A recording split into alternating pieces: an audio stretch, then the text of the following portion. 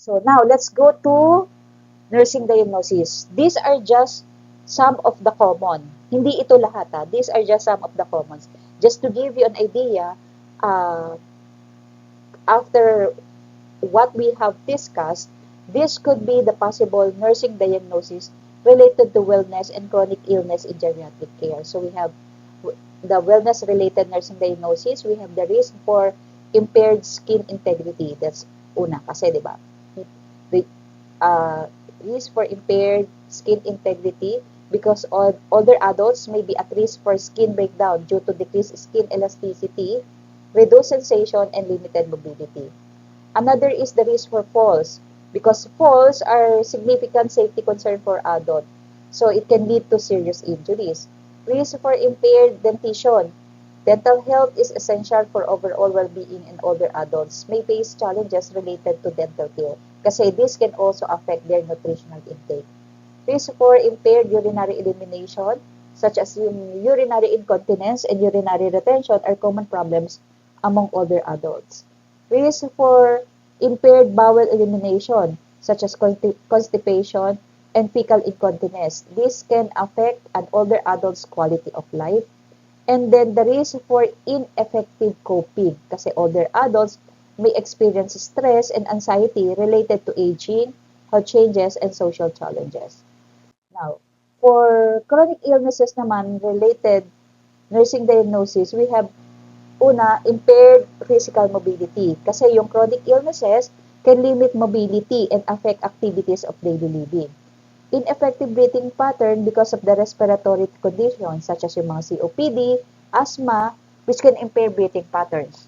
Okay? Another one is the impaired gas exchange because of chronic illnesses which can affect the body's ability to exchange oxygen and carbon dioxide. Ineffective self-health management because older adults with chronic illnesses may struggle to manage their own conditions effectively. Risk for impaired nutrition related to pwedeng dentition or dun sa mga chronic illnesses which can affect appetite, digestion, and nutrient absorption. Then chronic pain can significantly impact an older adult's quality of life. So risk for impaired social interaction because chronic illnesses can limit social participation and lead to feelings of isolation. So if we can accurately identify the nursing diagnosis, we can develop targeted interventions to address the specific needs of the older adults. So with wellness and chronic illness concerns, it is important to consider the unique challenges and the complexities of aging when formulating nursing diagnosis and tailor-fitting interventions for, for our older clients. Now, what are problems related to older adults? So cardiovascular, again, heart failure, coronary artery disease, stroke. Sa respiratory, chronic obstructive disease or COPD, asthma. Neurological system, we have Alzheimer's, Parkinson's disease, and stroke. Musculoskeletal, we have osteoporosis, osteoarthritis. Sensory impairments, we have vision loss, hearing loss, urinary and bowel function, incontinence, and constipation. Now, okay, so we have also have behavioral. Under behavioral, we have depression or the feelings of sadness, hopelessness, and worthlessness. Anxiety, which is excessive worry or fear or nervousness. Agitation or restlessness, irritability or aggression. Presence of sound downing or worsening of cognitive symptoms in the evening or night pag nagsa-sundown na siya. Wandering, which is the aimless walking or wandering away from familiar surroundings. Okay? Other problems, safety in geriatric care, yung falls, which is a common risk for older adults leading to injuries and decreased independence. Medication errors, okay, yung risk of medication errors increase with age due to factors such as polypharmacy and cognitive decline. So yung fire safety, kasi yung older adults may have the increased risk for fires due to factors such as decreased mobility, cognitive impairment, and impaired vision. Home safety because of hazards such as loose rugs, cluttered pathways, and inadequate lighting can increase the risk of falls and accidents. Elder abuse naman, okay, kasi older adults may be vulnerable to abuse neglect, or exploitation by caregivers or other family members. So, addressing all these challenges through comprehensive assessment, okay, yung regular assessment can help identify and address potential problems early. It can tailor fit the intervention, okay, to individual needs and preferences of other older adults.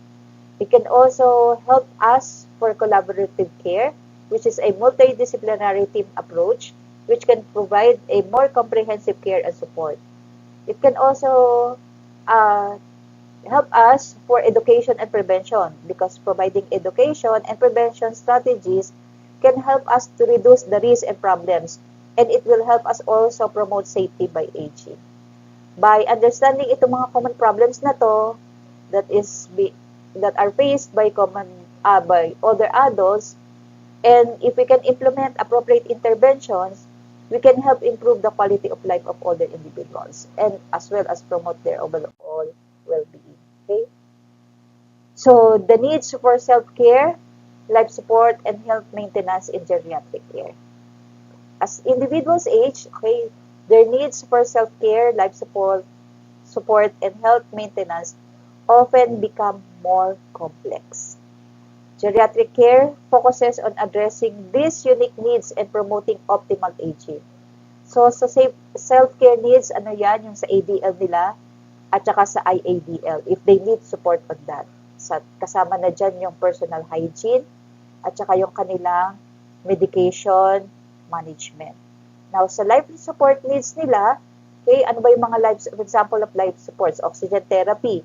Okay, so pagka may respiratory conditions, nutrition support. Okay, we can assist in feeding, tube feeding, or intravenous feeding. Wound care is also part of life support needs. So we can manage wounds and prevent infection. Incontinence care by providing appropriate products and care for urinary and fecal incontinence. And then the health maintenance needs.